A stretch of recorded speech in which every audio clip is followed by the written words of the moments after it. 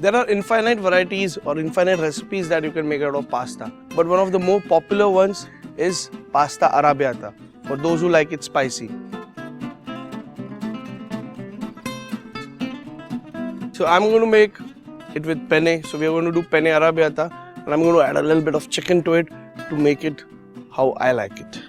Got my pan in here. These recipes, more with the red sauce or tomato sauce, are all based in South Italy, because the South is more agricultural and they use more of the tomato sauce and the olive oil, whereas the North, which is more affluent, more industrial, uses a lot of butter and cream sauce, white sauce base. So carbonara is something that you will get towards the north, towards Milan, whereas Neapolitan or arrabbiata is something that you will get towards the south of Italy. Next goes in garlic, so a little bit of garlic in here, and to the garlic I'm going to add tomato concasse. Basically these are blanched tomatoes in water where I've taken the skin off and just chopped them off. So once my garlic is cooked, I'm going to add the tomato sauce, but not before I add a few pieces of chicken to it. So this is boneless chicken breast pieces. They cook very quickly, so some nice tender chicken pieces to this.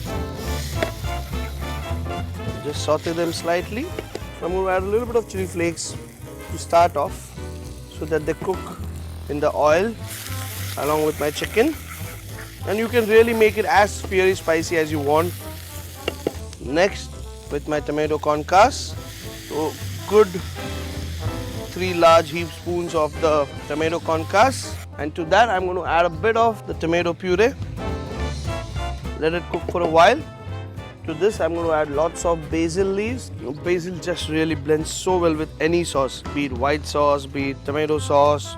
If you're just tossing pasta in olive oil with basil, it really gets a beautiful flavor.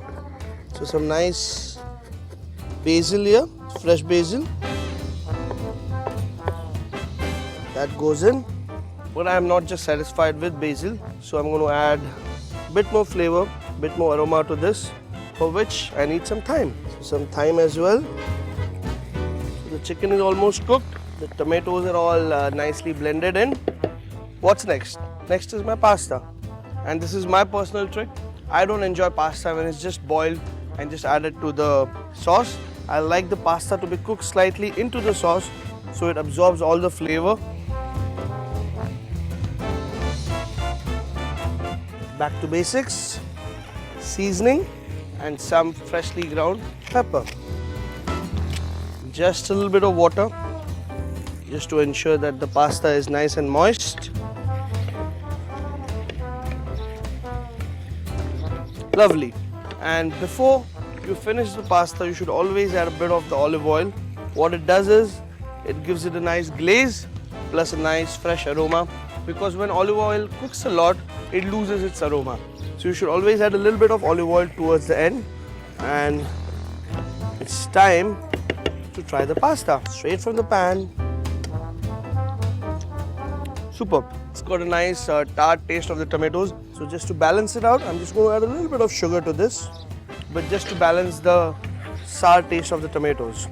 The pasta is absolutely ready now.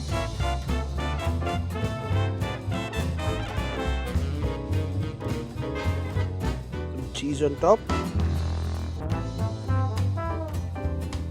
That's about it. A bit of the olive oil sprinkling on top. A few nicely trimmed and chopped basil leaves. Some nice basil on top. Olives.